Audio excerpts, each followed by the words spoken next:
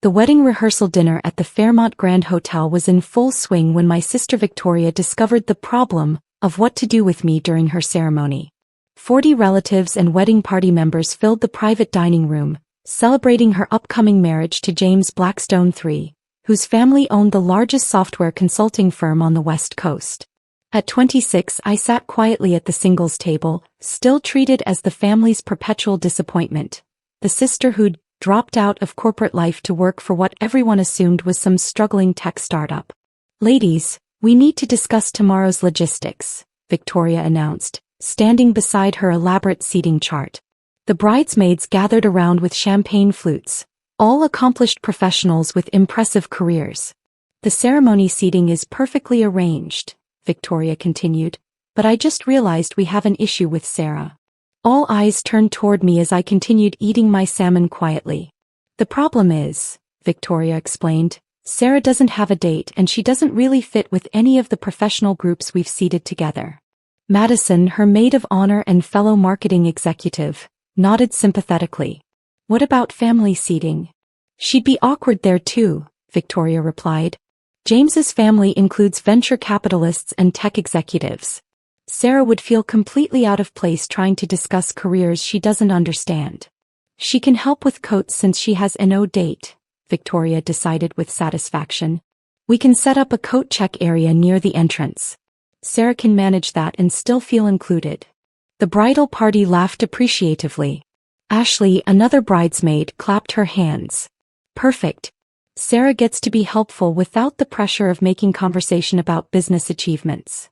I felt the familiar sting of being relegated to service roles, but this time was different. My phone buzzed with an encrypted message from my CTO. "Final acquisition paperwork signed.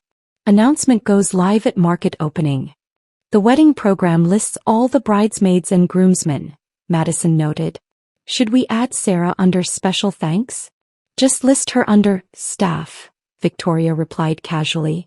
"It's technically accurate, and it avoids awkward questions from James's family about why she's not seated with accomplished guests." Through the windows I could see additional luxury cars arriving. A silver Bentley pulled up to the valet station. "Oh, that's probably Richard now," Victoria said excitedly. James's father finally made it in from Seattle. Richard Blackstone emerged from the Bentley with confident bearing. At 62 he was a legendary figure in tech, having built Blackstone Technologies from a garage startup into a global software empire worth $3.2 billion. "Victoria, you should introduce Sarah to Richard while he's in a good mood," Mom suggested. "He might have advice about finding stable employment in the tech sector." They had no idea that Richard Blackstone and I had been in acquisition negotiations for 6 months. The cocktail hour transformed the rehearsal dinner into an impressive display of tech industry success. Venture capitalists and software executives mingled over premium drinks while discussing market trends and investment opportunities. I remained at the singles table, monitoring encrypted messages while Victoria worked the room with practiced efficiency. She moved between groups with confidence, introducing James to relatives and showcasing her ability to navigate business conversations. "Sarah, honey," Aunt Patricia approached with charitable concern, "you look so serious. Are you worried about fitting in tomorrow?" "Not particularly," I replied, watching Richard Blackstone enter with 2 other men I recognized as prominent venture capitalists. "It's understandable," she continued kindly. "All these successful people can be intimidating when you're still finding your professional footing." My phone chimed with another message from my CTO. Blackstone Technologies board approved final valuation. $2.8 billion confirmed. Press release ready for your approval. Perfect timing. "Excuse me," I told Aunt Patricia. "I need to handle something urgent." I walked toward the entrance where Richard Blackstone stood discussing quarterly projections with James and 2 other executives. He was an imposing figure, the kind of man who'd revolutionized entire industries through strategic vision. "Mr. Blackstone," I said, approaching their group. "I received the final documentation. Everything looks ready for Monday's announcement." He turned toward me with immediate recognition and obvious pleasure. "Alexandra. Perfect timing. I was just telling James about our acquisition strategy." The conversation around us gradually quieted as other guests noticed Richard Blackstone's animated discussion with the woman they'd assumed was working coat check. James, Richard continued enthusiastically, I don't think you've been properly introduced to your soon-to-be sister-in-law. This is Dr. Alexandra Morrison, founder and CEO of Morrison AI Solutions. James's expression shifted from polite confusion to growing alarm. I'm sorry, what?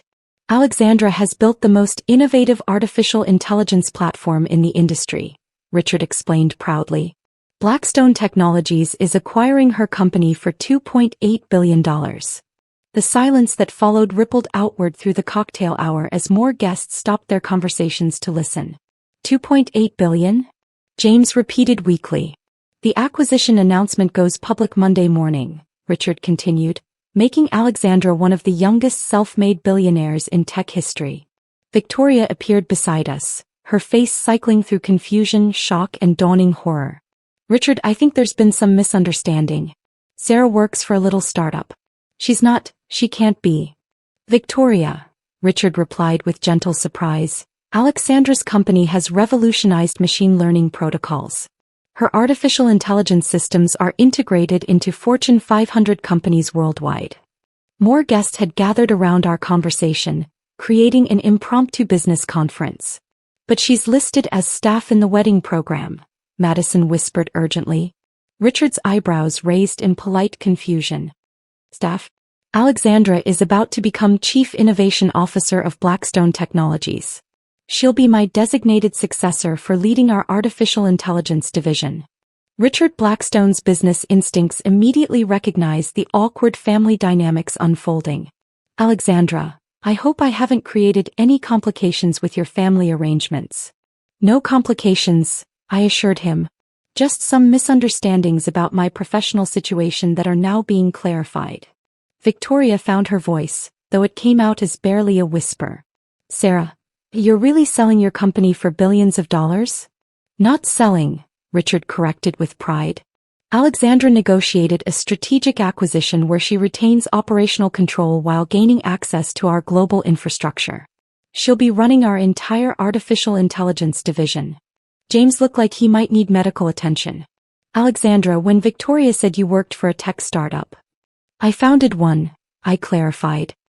Morrison AI Solutions has 847 employees across 12 countries. We hold 63 patents for machine learning innovations that are reshaping how computers process human language. The venture capitalists who'd been discussing market trends now pressed closer, clearly recognizing my company's reputation. Dr. Morrison, one said with obvious respect, your natural language processing patents. We've been tracking their impact on the entire AI sector. Richard pulled out his phone and showed the screen to James and Victoria. This was taken last month at the Global AI Summit in Switzerland. Alexandra was the keynote speaker, addressing 3,000 technology leaders.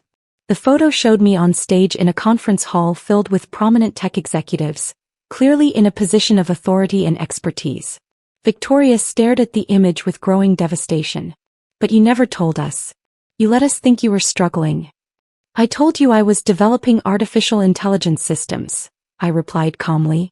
You heard computer programming and assumed I was barely employed. Every family gathering for 3 years, I continued. I've mentioned my company's growth, our international expansion, our breakthrough innovations. You've responded with career advice about finding stable corporate jobs and suggestions that I consider more realistic goals. Richard was consulting his tablet, pulling up recent business articles. James, your family might be interested in this.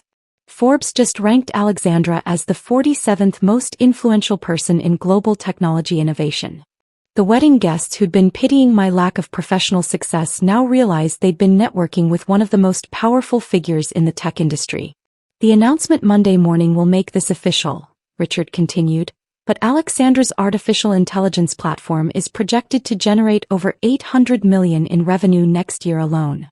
Mom appeared beside our group, having overheard enough to understand the magnitude of what was unfolding. Sarah, honey, why didn't you correct us when we assumed you were unsuccessful? Because correcting you would have required you to listen, and you'd already decided what my life was worth. Richard's business phone rang insistently. Alexandra, That's probably my board calling about the final press release approval. Should we handle this now? Of course, I replied professionally.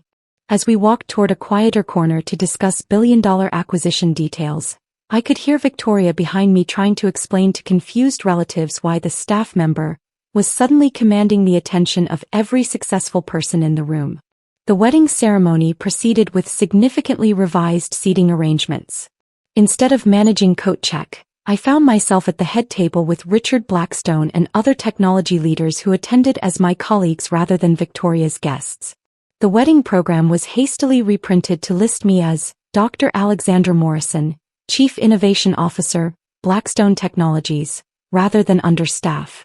The change required Victoria to acknowledge publicly what she'd spent 3 years refusing to see. During the reception, Richard delivered a toast that highlighted the family's spectacular miscalculation. To James and Victoria and to the Morrison family for raising such an exceptional innovator. Alexandra's work will impact millions of lives through the artificial intelligence systems she's created. Victoria's perfect wedding became a celebration of my professional achievements rather than her marriage, though she eventually learned to appreciate having a tech billionaire in the family. The wedding venue still tells the story of the ceremony where the staff member turned out to be a billionaire tech executive. It became a cautionary tale about assumptions and treating all guests with respect. The singles table where I'd been relegated became a symbol in our family, a reminder that where you're seated doesn't determine your worth, and that the quietest person in the room might be changing the world while you're making assumptions. Victoria learned to ask questions before making judgments, discovering that her unsuccessful sister had built something more valuable than any corporate career she'd imagined. The coat check assignment became family legend, representing how completely wrong assumptions about success can be. The wedding program listing me as staff was framed in Richard Blackstone's office as a reminder about hidden talent and the importance of looking beyond surface appearances when evaluating potential business partners. The acquisition of Morrison AI Solutions became one of the most successful tech mergers in industry history.